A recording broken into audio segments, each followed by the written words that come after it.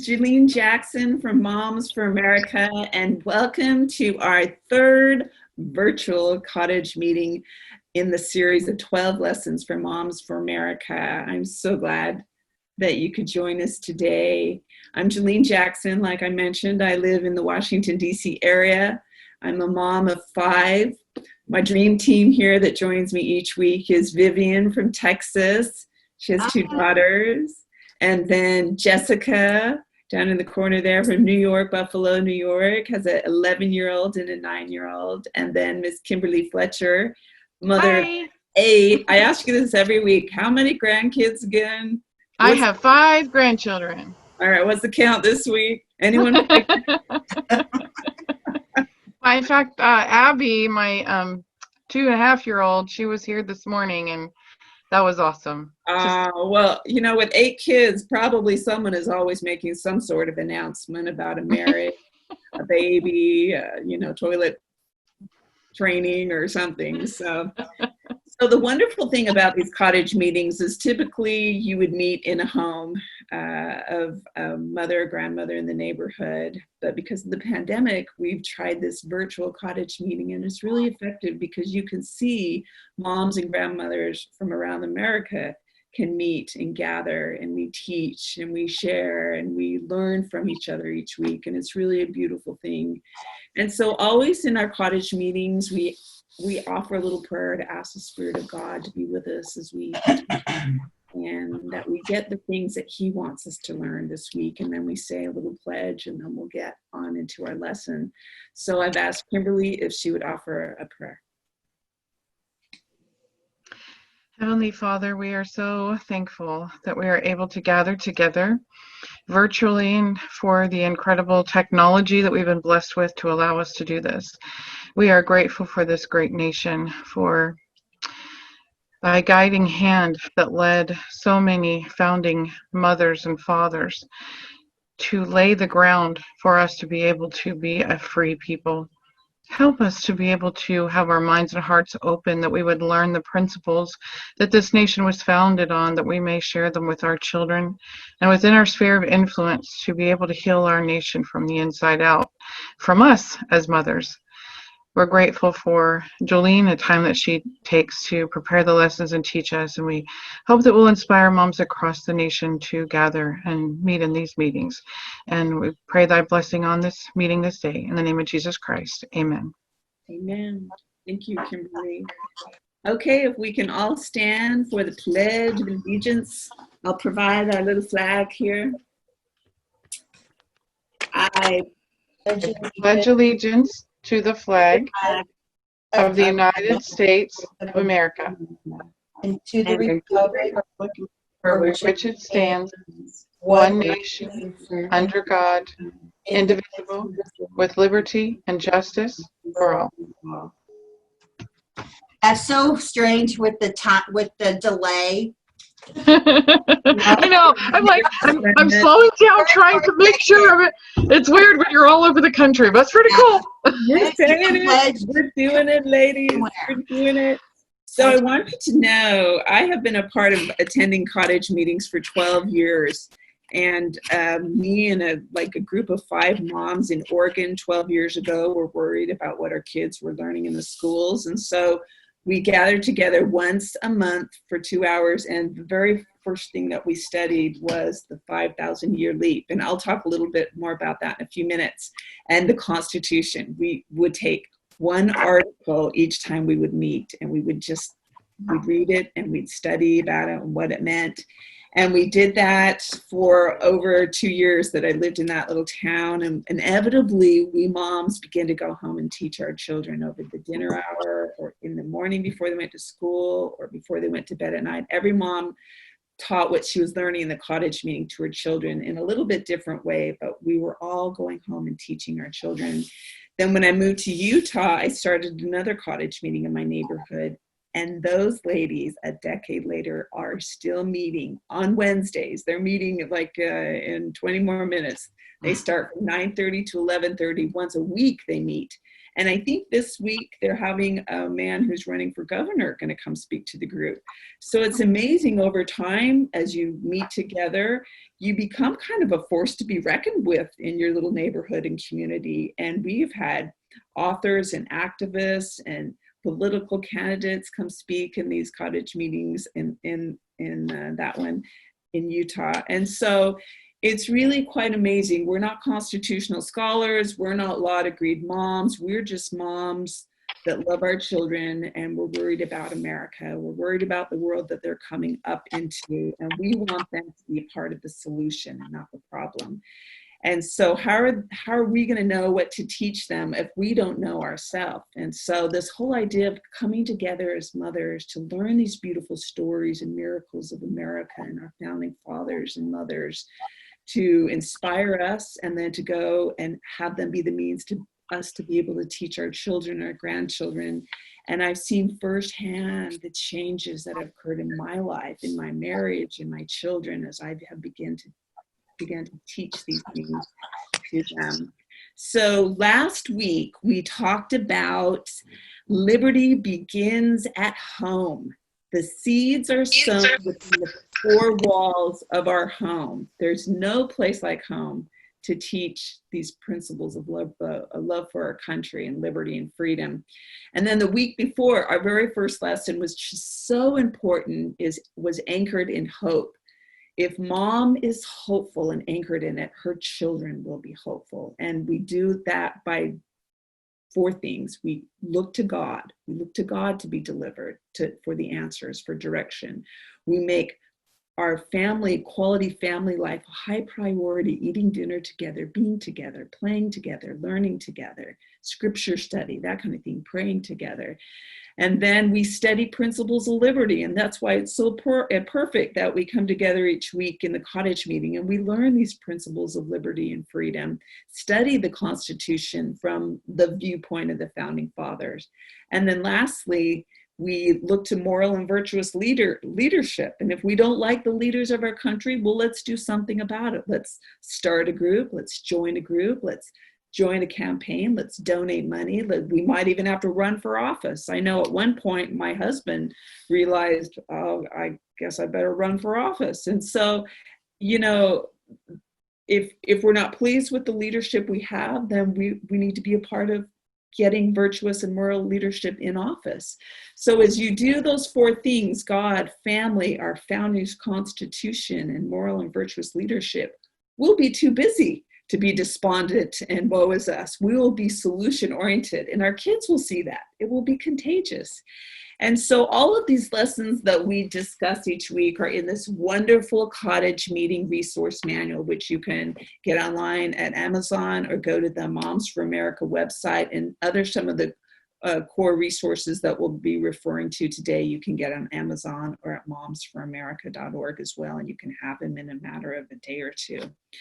So I love this lesson today, number 3, entitled Ladies First. Let's have that slide. Vivian, thank you so much. Vivian's running our PowerPoint.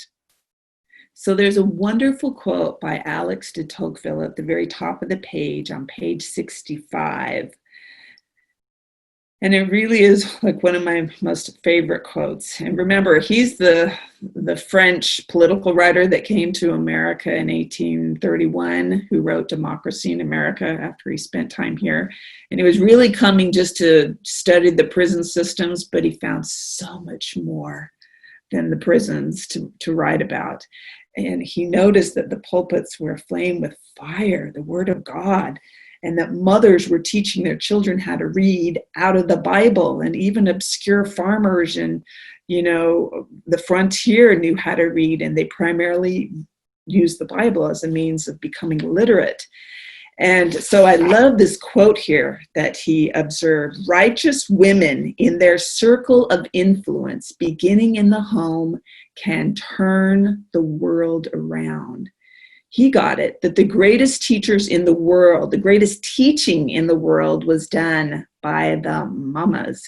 So our purpose today in our lesson is to help us realize our influence in our home, in our family, and then it spills out into the community and to the nation. And if if we're going to be a part of healing this nation, like God promised in 2 Chronicles 7:14, we have to be educated first.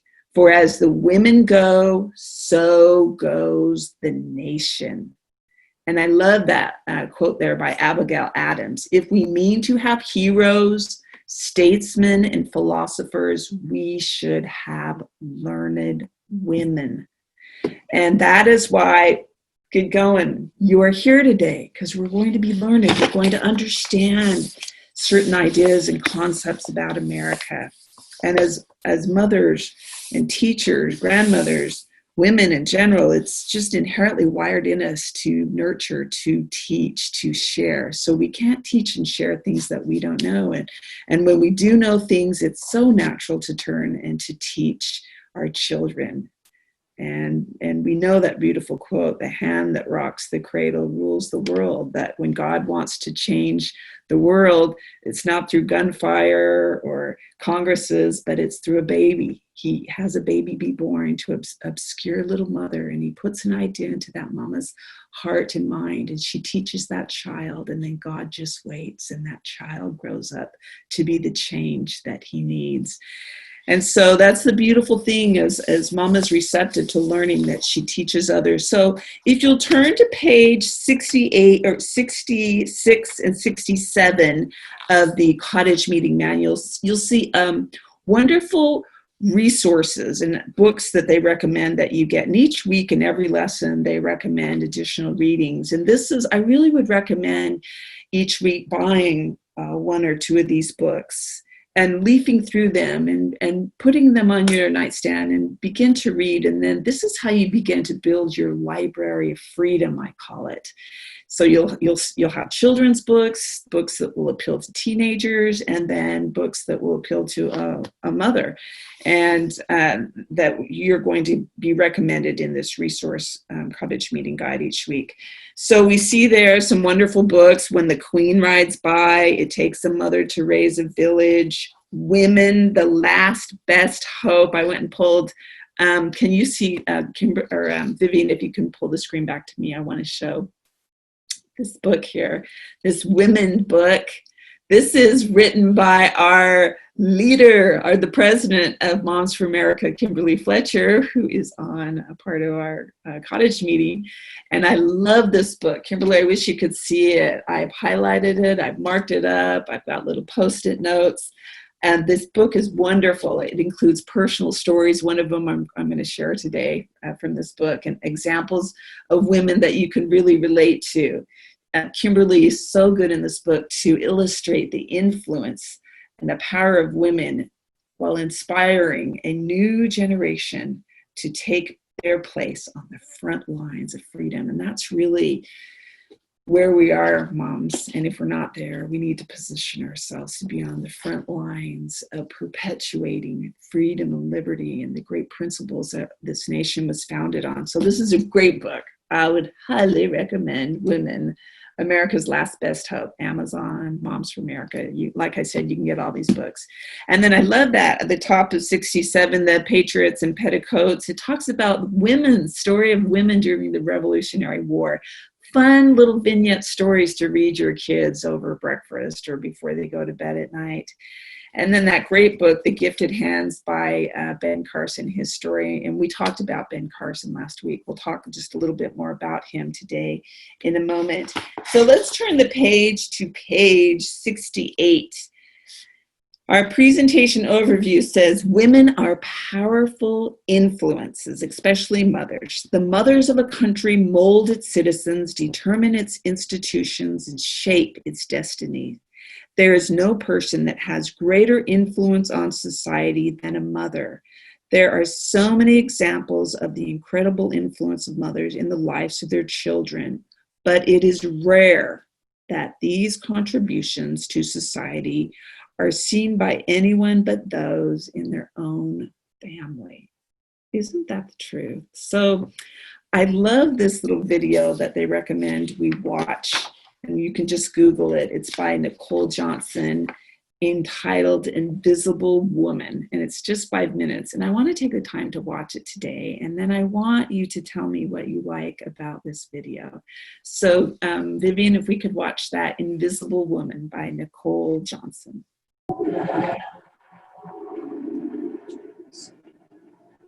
It started to happen gradually.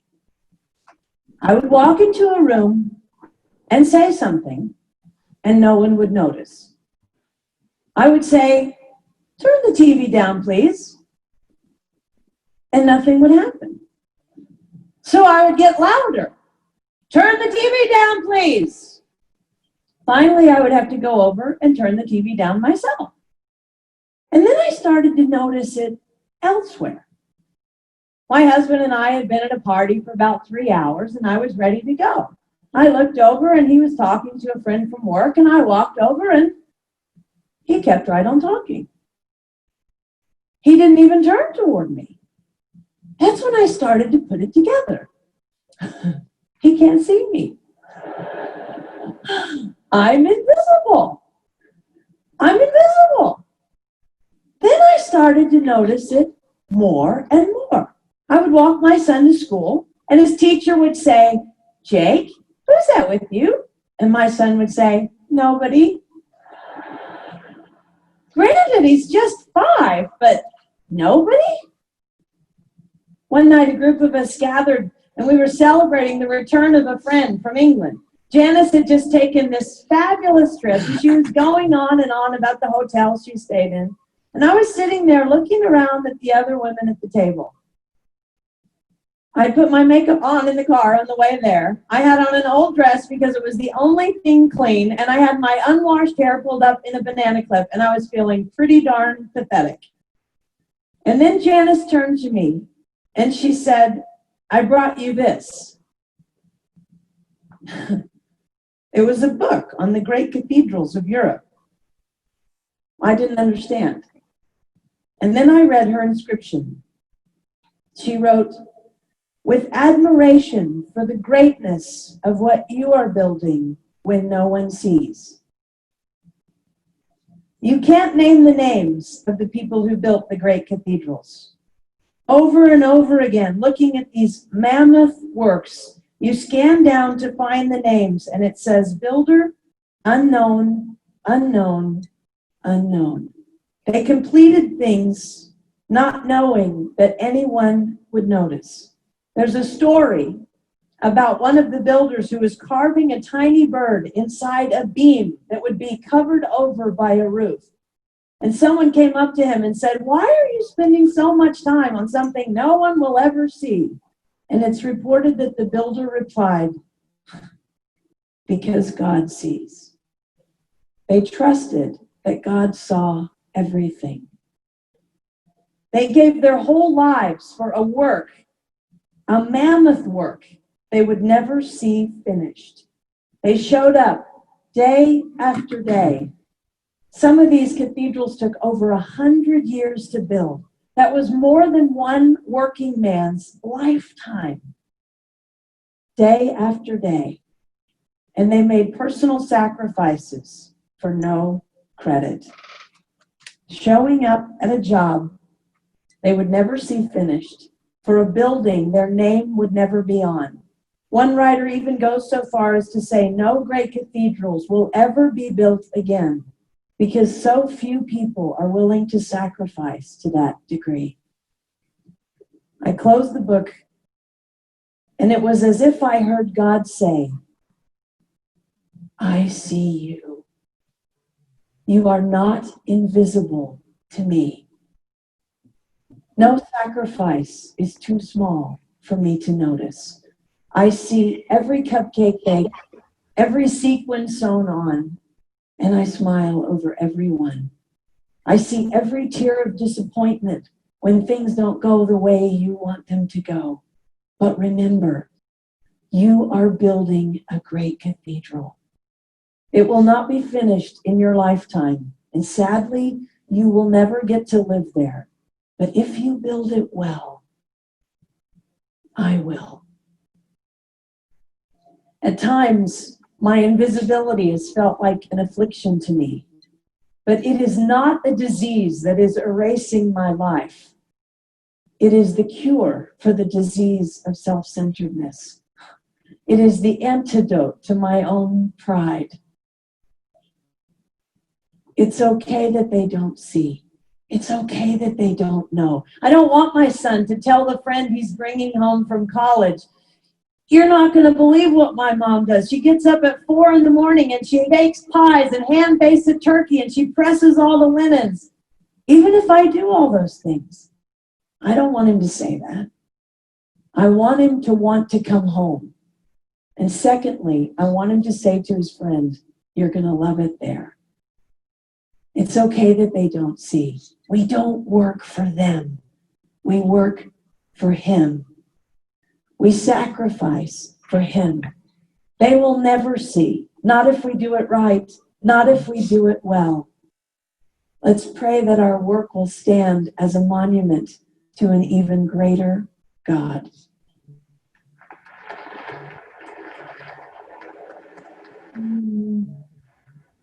Thank you.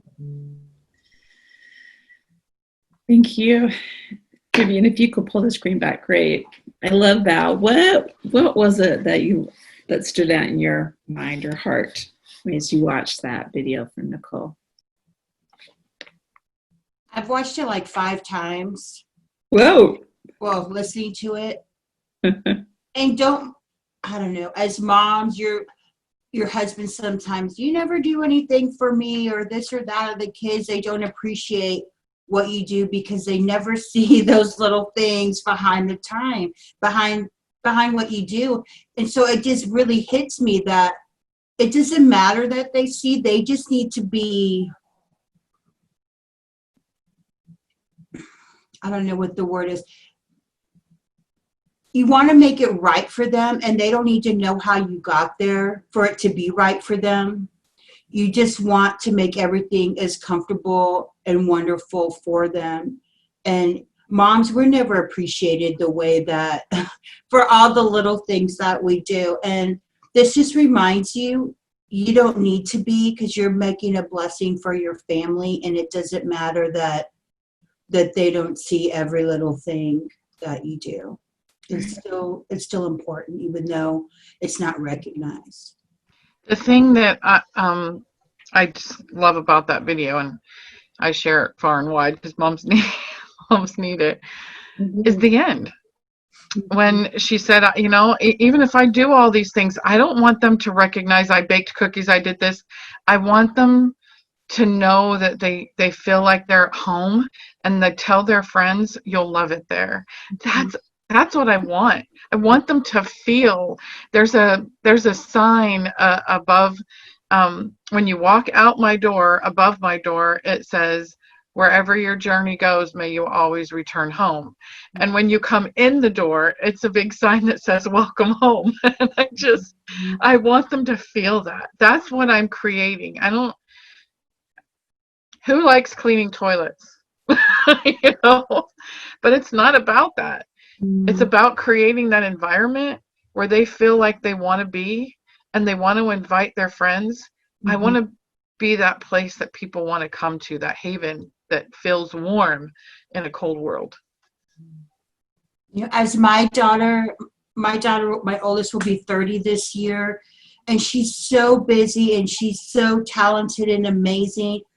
But to me, the best part of the week is when we come together for a family dinner on Sunday.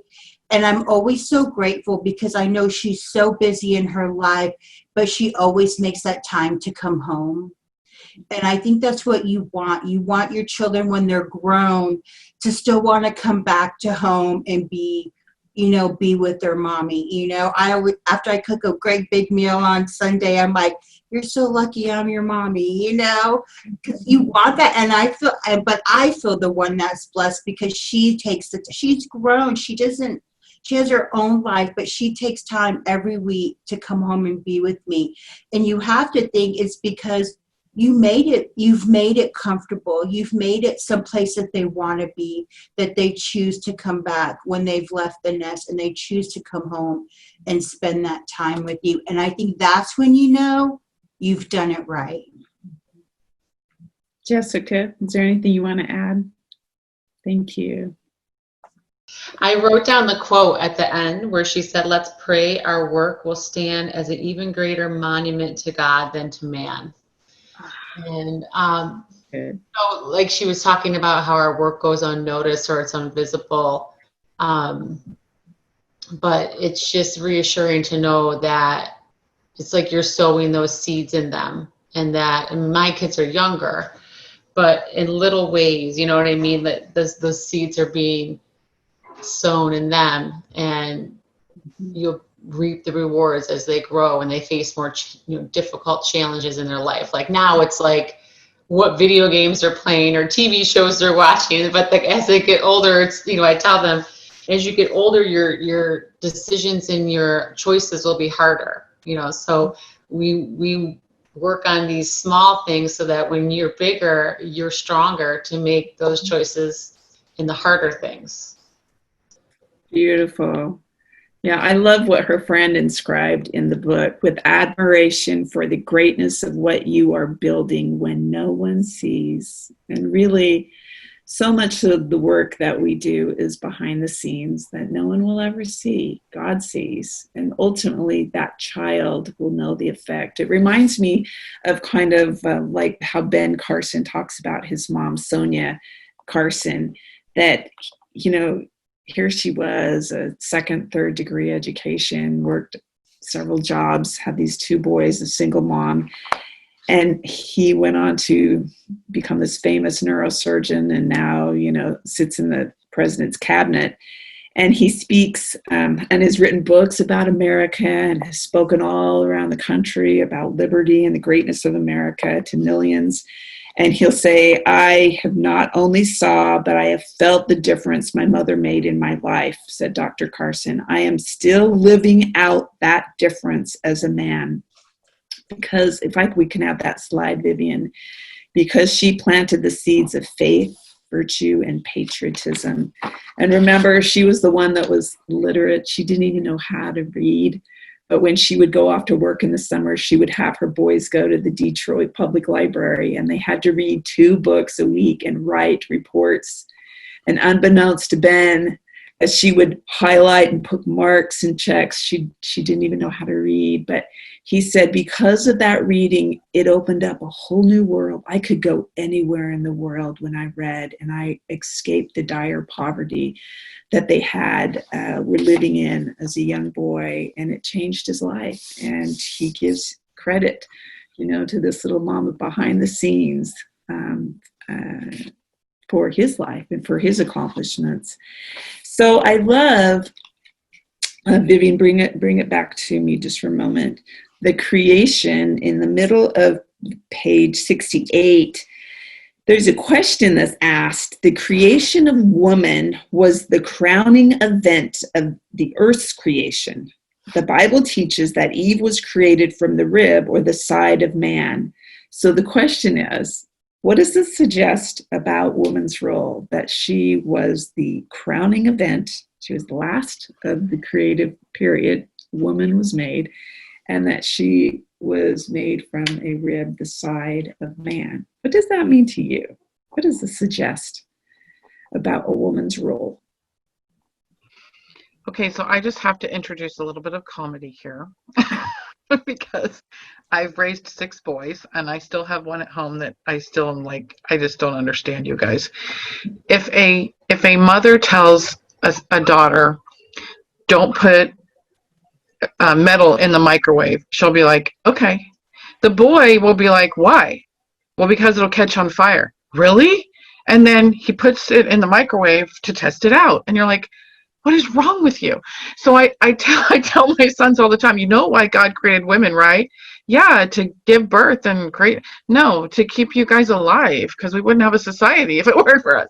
So I always say, I totally get it. Now I understand the whole rib thing. Men lost that extra measure of common sense, and it got put in the woman. That's why we need both of us side by side, and God wanted to make sure that we were united. I think a lot of us can probably relate to that, but it is, there's nothing inferior that we are. I think it, to me, we're to stand side by side with that man as joint inheritors to all that God wants to bless us with. There's not any inferior or superior. And my husband has always said this to my children: God saved the last, or saved the best for last, and that is woman. And so how do you think then God views the role of woman according to what he's given us in the Bible? So if we could have that next slide, Vivian. The next slide that talks, there's 3 verses, and let's read it and tell me what you pull out of that. In Psalms 127:3, children are a heritage unto the Lord. In Proverbs, those beautiful verses where he talks about who can find a virtuous woman, her price is far above rubies.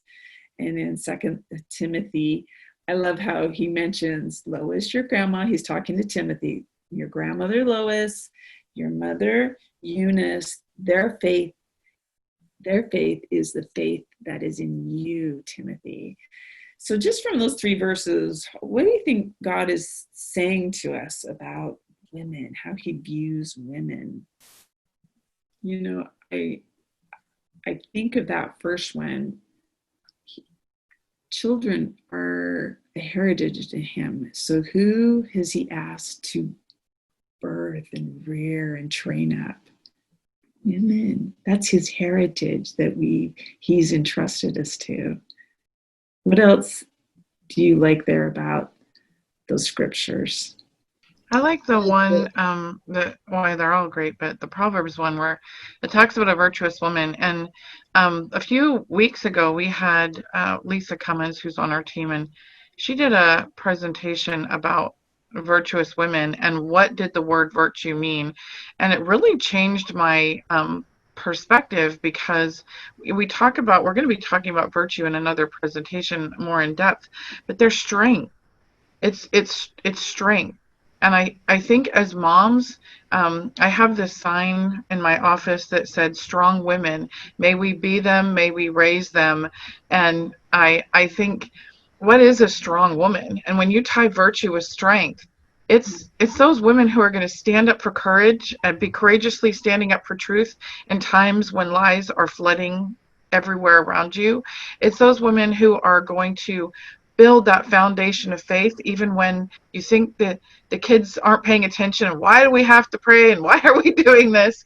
It's that woman who takes the time to create that cathedral in her home by what she reads, by what she does, by the souls that she's molding and creating, because they're going to be the future of America, the future of the world. So when I look at what I do during the day in my home, I could just look at it as, okay, I'm doing this again every single day, or I could look at it as I'm nurturing souls. I'm building a nation. They're going to be the future voters, the future leaders, the future everything, librarians, media, whatever America looks like in 10, 20 years. I'm building that in my home today. That completely changes what that idea of virtue means. And I think as a mom, I think all moms pretty much want our kids to be good. I mean, I remember there was a survey that came out several years ago. Do you want your children to be rich, successful, or good? And every single mother said good. That was the first thing at the top of the list. So that's what we're creating in our home. And I've heard Vivian say it before, that her, goal, her role is to raise good citizens. That takes a strong, virtuous woman to be able to be committed to, no matter what the battles are outside or inside. When your children are fighting, sometimes you're just like, oh my gosh, could you just stop? But you're teaching your children how to communicate effectively. And maybe someday they're going to be sitting on a Congress in the middle of Congress on the floor debating something, and don't you want them to know how to do that in a virtuous way where they can have a good impact? So that really changed the whole meaning for me when I realized that virtue and strong were so intertwined together. Thank you. Yes.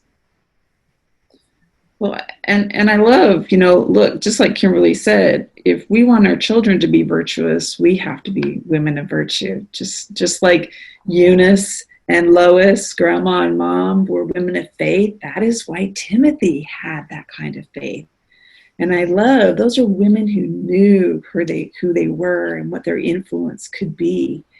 And I love, we won't really open it up, but underneath, on the very bottom of page 68, it talks about the little vignette from the Promises of the Constitution by Pamela Openshaw, vignette 13:6, that talks about what goes on in the family. And it tells the story of Esther from the Bible, that she was such a beautiful example of virtue and charity and hope and faith, and that she knew her people were at the crossroads and she had to rise up and do something. And it made me think, mothers, we are at the crossroad of the history of our country. We're at the crossroad with these rising generation of children that aren't understanding why America is so great, and we've got to do something. And I named actually my last little baby Hadassah, which was Queen Esther's Jewish name. And I've told her throughout her life, honey, you were born after Queen Esther, Hadassah, because you were born for times such as this, and God is going to expect you to do very important and great things. And I can just see she gets that little look in her eyes.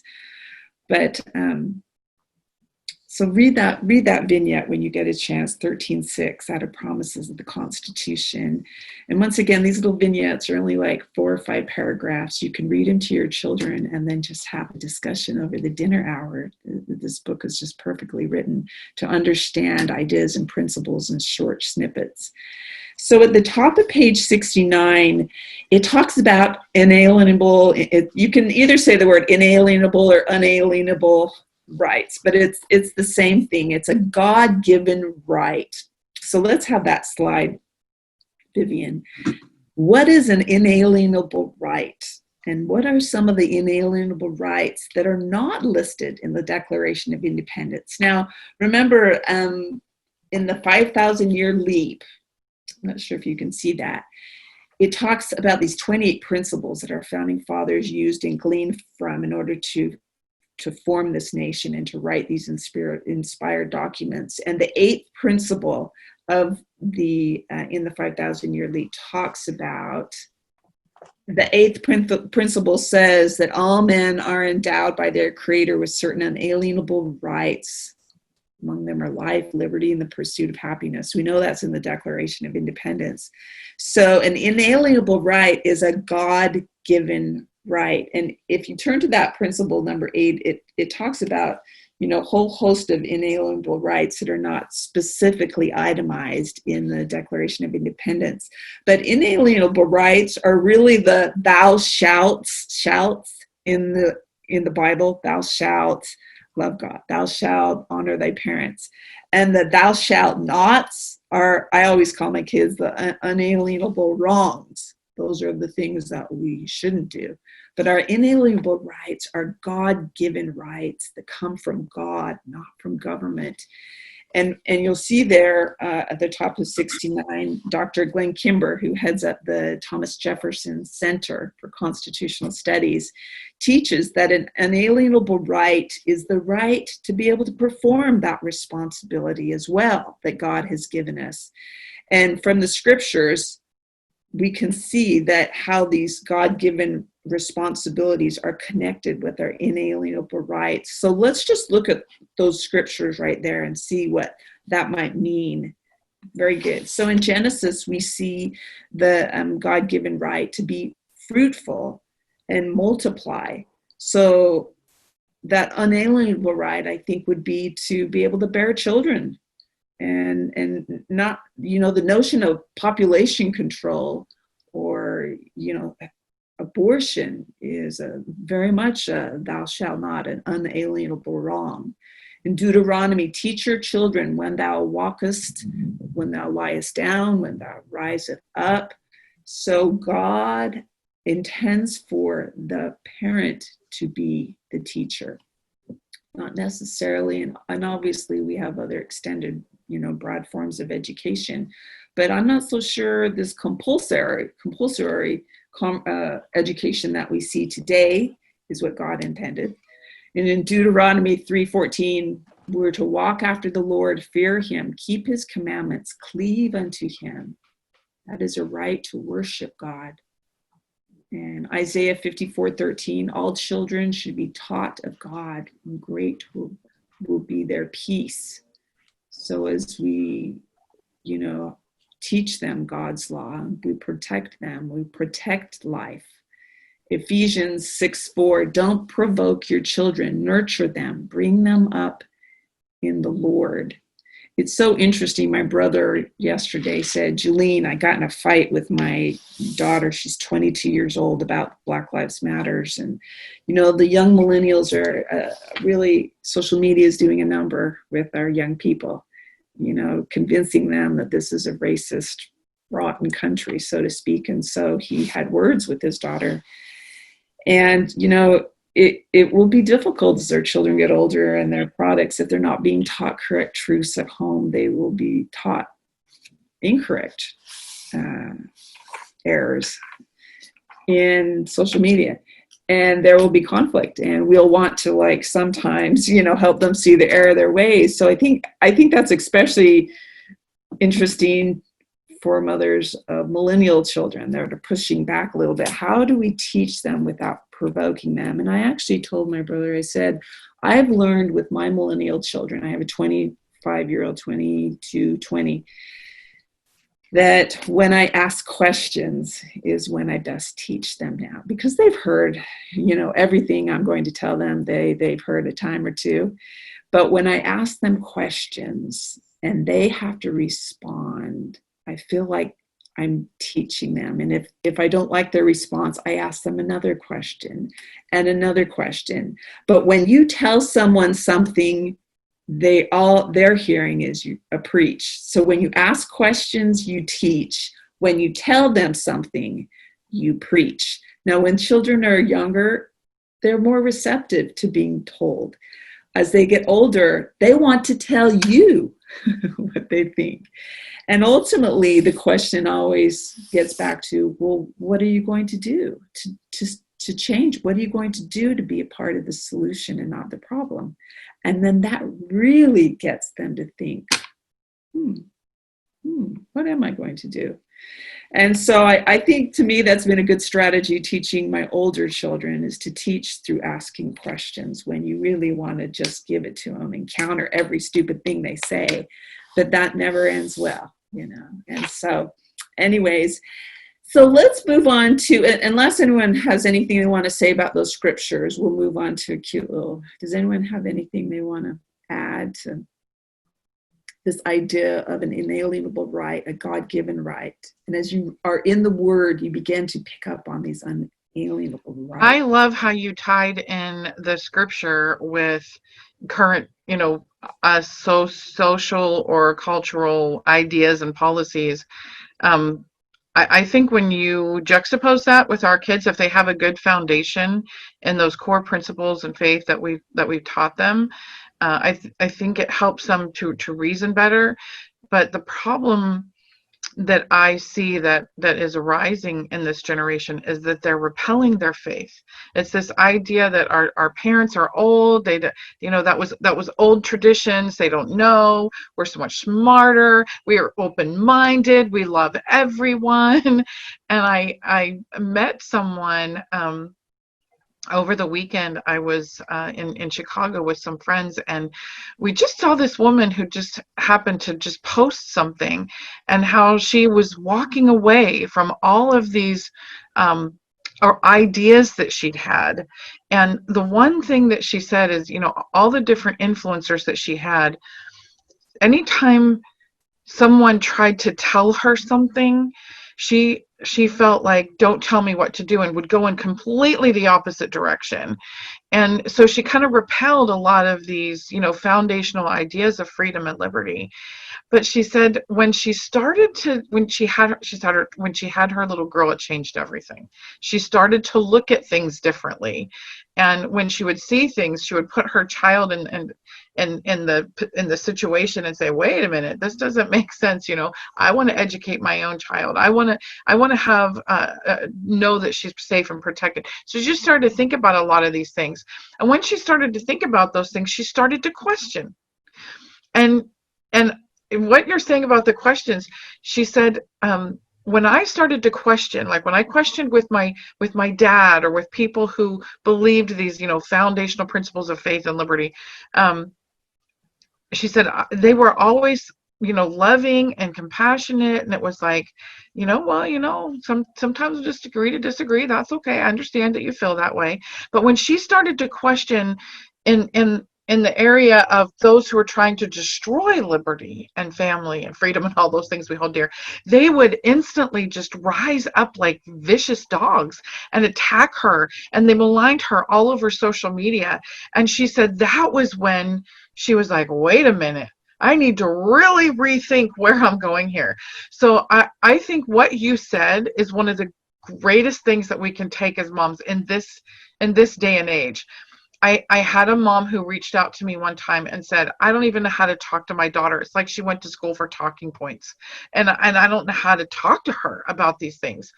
Asking questions, listening to what they're saying, and loving them no matter what, they will gravitate to that because those who are trying to destroy are being led by a not a good force. And they'll recognize that. And they'll remember that you were open and you were loving no matter what. And conversations that we're having today are very difficult. And our children are confused.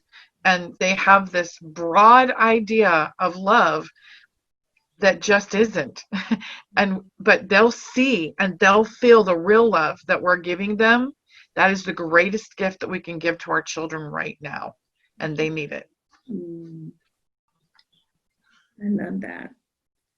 It does seem like they go off to college and they come back with ideas, or it can even start in high school. Let's get real. Middle school even. And I like to say, the millennials, they have all the answers, but not a lot of experience. And really, as you gain experience in life, that's when you begin to change and you begin to understand your parents a little bit more, and that just comes with living. And so just like we talked about earlier, instead of being at a combative place when they come home, we want it to be a comfortable place where they don't have to have every point of the law correct and in agreement with mom, but what they do know is they like to be here and they like how they feel. And we might actually end up teaching them more just by the way we live our life, and they see how we keep ourselves busy and the causes we're involved in versus the words that we're going to share with them. Our example might at times be more of a teacher to them than what we're saying from our mouth. And so it's difficult because we're combating something that our mothers and grandmothers didn't have to combat, social media, which our kids are on all the time. And so I think we continue to teach them. And when there are disagreements, then you ask them questions. Well, tell me about that and what happened and how did that make you feel? And what do you think is the solution? I mean, what do you think we could personally do to help that person, our community? And it gets them thinking. And inevitably, I do believe they will go back to those teachings that they learned when they were young at some point. And that's the hope and that's the faith of building a cathedral, the behind the scenes work. We're hoping that someday that the work that we did will bear good fruits in what our children do and say and the causes they're involved in. And so, okay, let's turn the page to 70. It's a cute little story, but I kind of like it because it talks about, the small and simple things that we might do might have the most impact on the children. When we think we need to give them a sermon or a lecture. Really, it's just something simple that we might do that might be the means of them turning the corner at some point in their life. The Legend of the Little Dutch Boy on page 70. Do you remember the story of the little Dutch boy who put his finger in the dike to save the town from the devastating flood waters? The legend tells of a small boy who noticed a trickle of water coming through the dike. He understood the small hole must be plugged to protect the community. Though frightened and cold during a long and lonely night, he kept his position until the daylight came and he could call for help. This little Dutch boy was considered a hero for his wisdom and tenacity. Today, we live in a society that grossly undervalues the role of the mother. Government leaders, social scientists are scrambling to try and find solutions to all the problems of the world today. And as a result, moms are being bombarded with competing enticements for their time and energy. Women are encouraged even to spend less time with the family so they can spend more time with employment or community services or whatever is taken on the tennis court, whatever takes our time. When moms choose to put their families first and to teach and to nurture the members of their home, they're like that little Dutch boy who put his finger in the dike. This small and simple act by the mothers of America will go far to prevent the floods of social and political ills that could potentially devastate our country. So, I like that idea of just the small little gesture saved his town. What are some of the small and simple things, Vivian, if you can pull back to the screen now, what are some of the small and simple things that your mom or your grandma did that now that you think back on it made a real impression on you, that like changed the way you do your life, that you do your mothering? What's something simple that your mom or you might have seen your grandma do or impactful woman in your life do that has changed your life? Can you think of little habits in your home? You know what, Julian, going back to the Invisible Woman, there's so many things that your mom did that you learned from that you never even saw. So when you ask that question, it's a little bit, for me, difficult to answer what were those small things, because there were so many things that she did that you never even saw that truly impacted your life. And I think that's such a blessing to know, even though they may not have seen it, they still reap the benefits of those small things. I would completely agree with that what I want to accomplish is creating that love, that sense of belonging and coming home. I always felt that when I was growing up, no matter what I was facing at school. When I walked in that door and my mom met me, she would read to us when we got home from school. And I, when I had my own children, I made a list of the books that my mom read to us, and that was the books I said I want to read those to my children. But there are those rare times where you remember something, but you think about it later. And the one that I remember, and I realize the impact of it now. Back then, it didn't, I didn't really think about it. But my mom, we didn't have very much money, and my mom lived on a very small budget, and we had one car. So if she wanted to go somewhere, she either had asked someone to come and take her, or she walked wherever she went. And so money was tight. And I remember one morning we're having breakfast, and my mom burnt the toast. And my sister, my sisters and I are all complaining. Nobody wanted the burnt toast. Nobody wants the burnt toast. And I don't even know where this came from. A God thing, it's just a mother thing. I don't know. But out of the blue, she said, "Oh, I totally understand. That's okay, because I'm going to have secret toast. And you don't need to, I don't even want to share, because secret toast is my favorite toast." We're like, what's secret toast? And she goes, "Oh, no, I can't tell you. It's a secret." "No, we want to know." So she goes into the kitchen, she gets a knife, and she scrapes off all the burnt part of the toast. And then she layers it with butter. And then she sits down at the table and says, "This is secret toast." And we're like, well, Well, we all want secret toast, and I'm not even kidding. For years, we would get up in the morning and say, "Well, Mom, can we have secret toast today?" I mean, it was like just little things like that moms do, and you don't even think about it until years later. What an amazing woman she was. Amazing. Jessica, how about you? So I guess the first thing I thought of with my mom is that she would every now and then wake up early, and she would come into my room like early in the morning and take me off to like some sort of adventure, whether it was to go drive somewhere to watch hot air balloons or go blueberry picking, like just me. And it's so funny because just yesterday, so I live in New York, and we're about 2 hours away from Seneca Falls. And I was telling her how I'd like to go down to Seneca Falls and maybe look at some of the monuments and possibly see if we can get into the museum in there. And she had called me early in the morning and said, "Do you want to go down to, and bring the kids down to Seneca Falls?" So it's just funny how, that is something that seems special to me that like I want to pass on to my kids too. That's what I remember, like just those special adventures that we would take together. I love that. I grew up in a home where we were poor too. Sounds like nothing more of us are poor than we realized growing up. And we didn't have a fancy house, but my mom in the kitchen, she had a picture of Jesus right above the table. And next to Jesus was a picture of Ronald Reagan. And he was there for 8 years. And so I knew that she loved God and she loved America. She loved Ronald Reagan and everything he stood for. And she would actually, when I was about 12, she would let me go voting with her, and she would take me in the booth and she would let me push the little, and I thought I was doing something scandalous, but it instilled within me a love for this country and wanting to do my part and wanting to put good men and women in office just by hanging a picture of the president next to Jesus.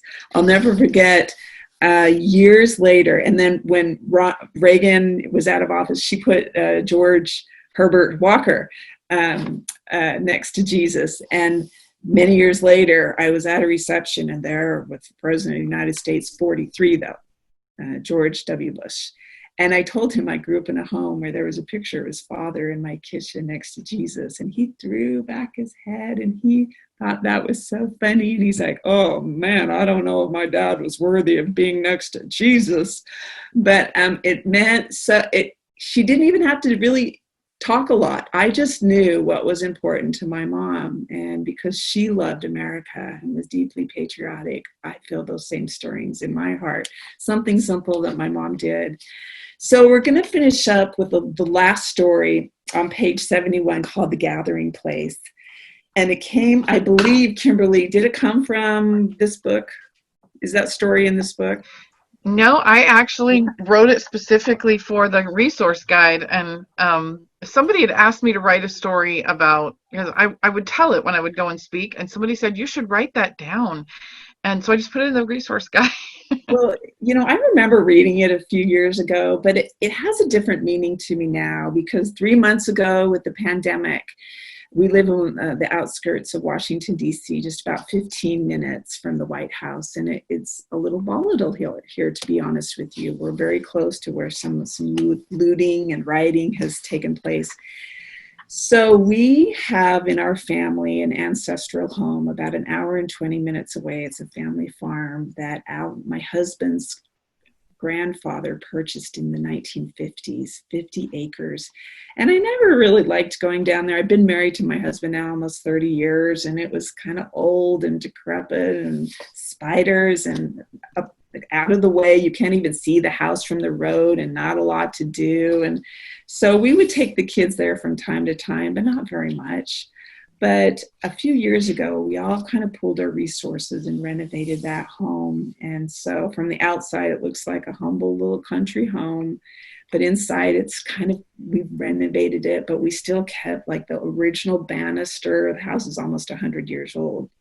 and the original flooring, and there's pictures of, grandma and grandpa. So for my children, it's the fourth generation now.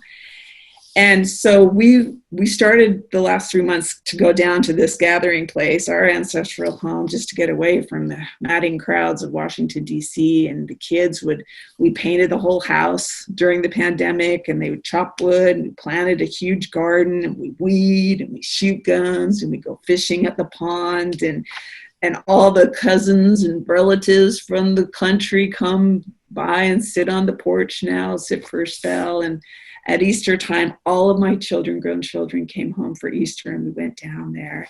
And they could begin to catch the vision of this beautiful land, and how proud they were to think of their great-grandfather, who in the 1950s, for a Black man to be able to purchase this land.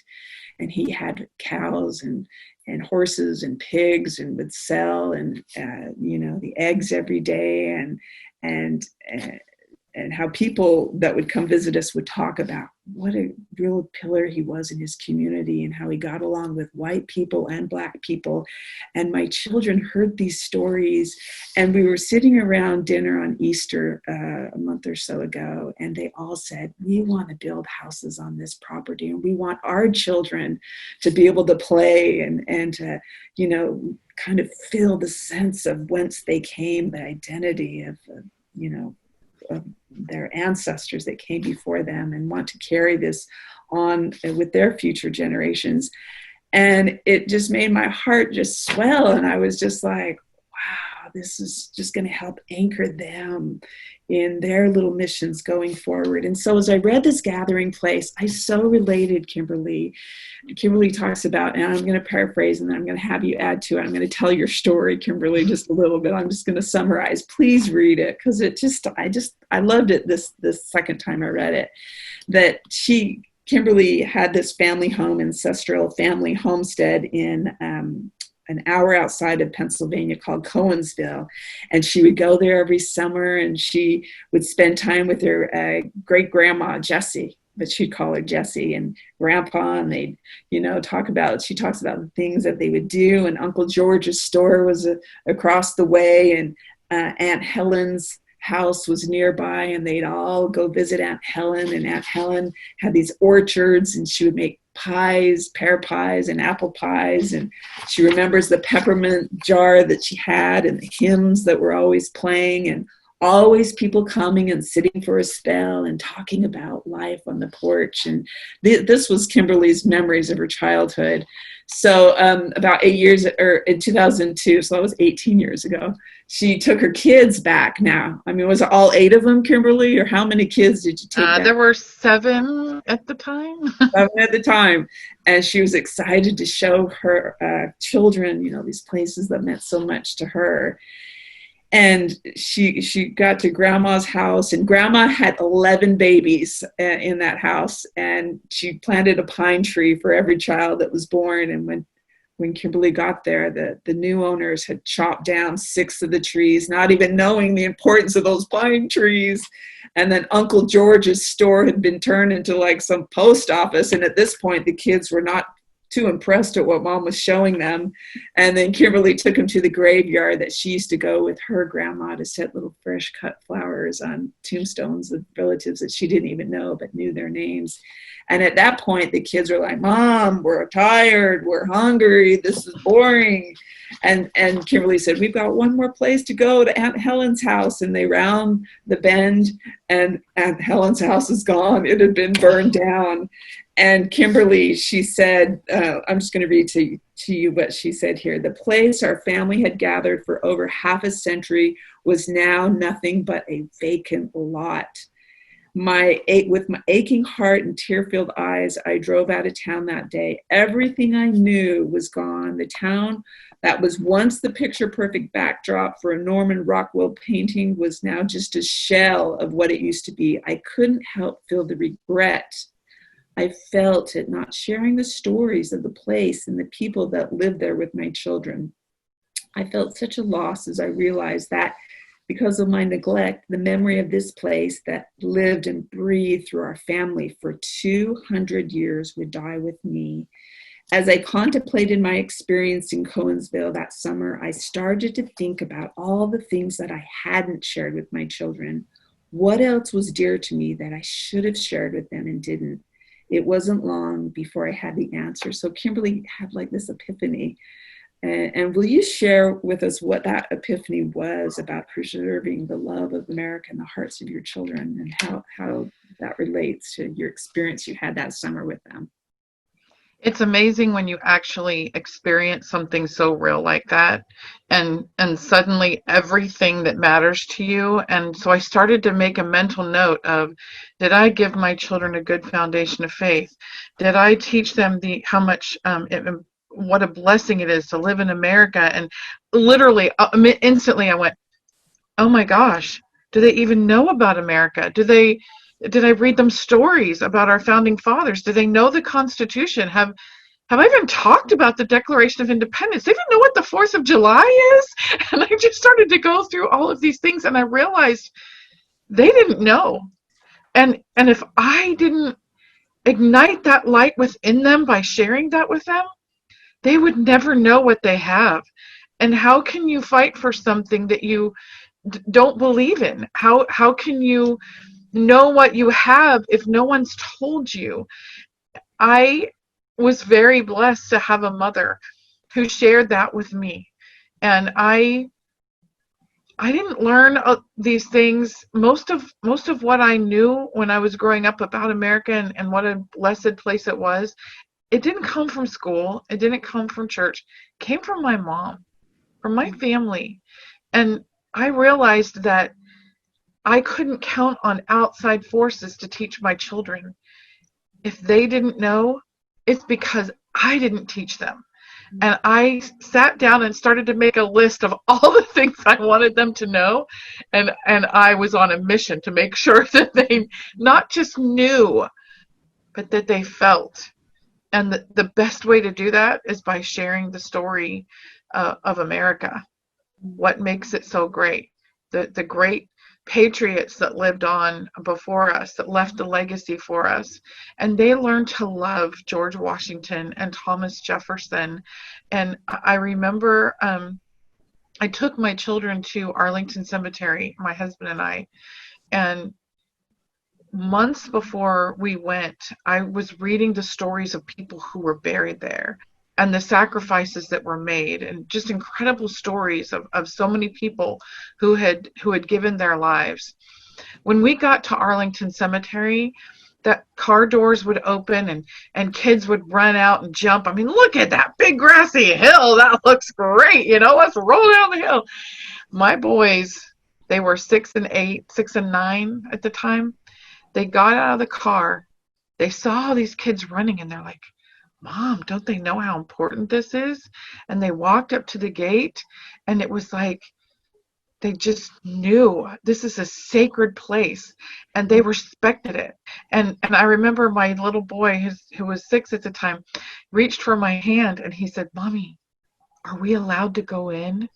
And I just burst out in tears, and I was like, yes, we can go in and we can honor these people. When they saw the soldier go before the unknown soldier's tomb, that just walking back and forth, they sat there completely quiet. There were adults that were talking in front of us. My 11-year-old daughter reached forward and said, shh, this is sacred. And it was like, wow, if we'd just shown up, if I hadn't told them the stories, they wouldn't have known the importance of it. You could say, this is an important place, and they'll be like, so? But when you tell them, when you share that story of who those people were, the lives that they lived, the sacrifices that they made, and then that this cemetery was set aside to honor these people, that's a game changer. And that's what I wanted my children to feel, not just know, but to feel, because then it becomes a part of who they are. Love that. So let's have the last slide.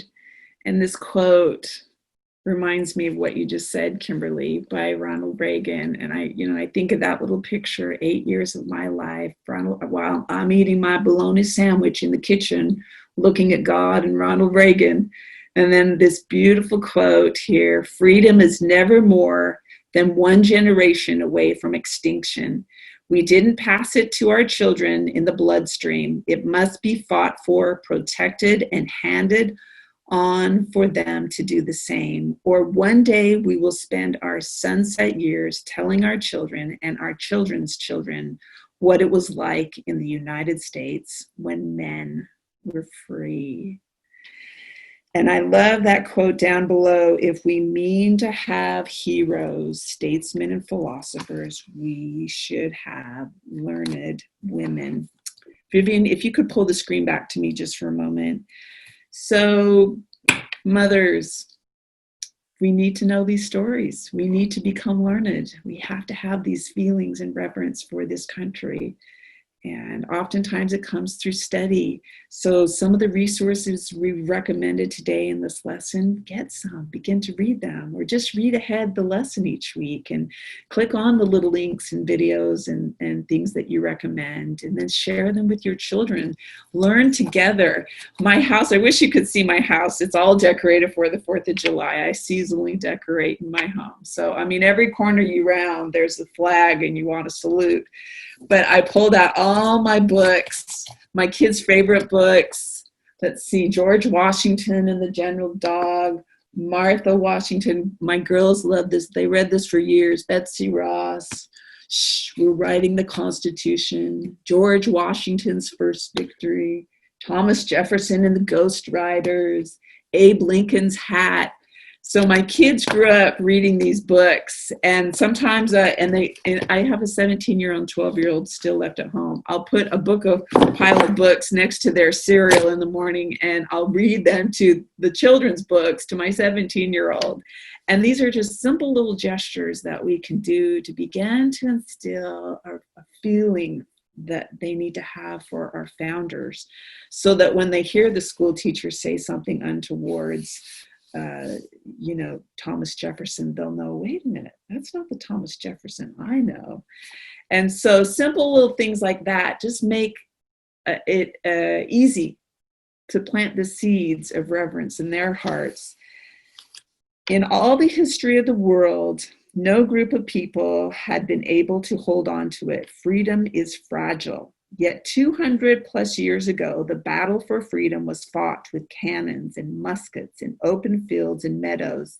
Today, the battle will be fought with stories and love, nurturing liberties within the walls of our home.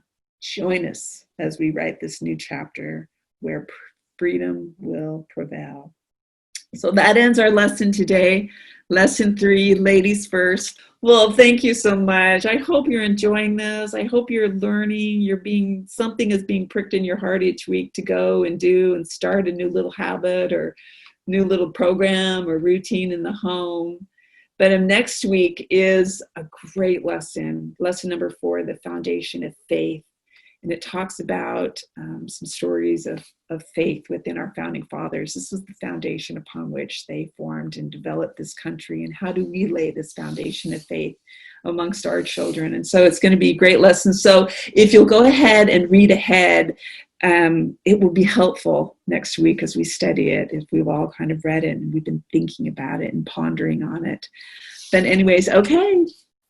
If no one else has anything to say, we will sign off until next Wednesday at 11 a.m. Eastern Standard Time. Take care.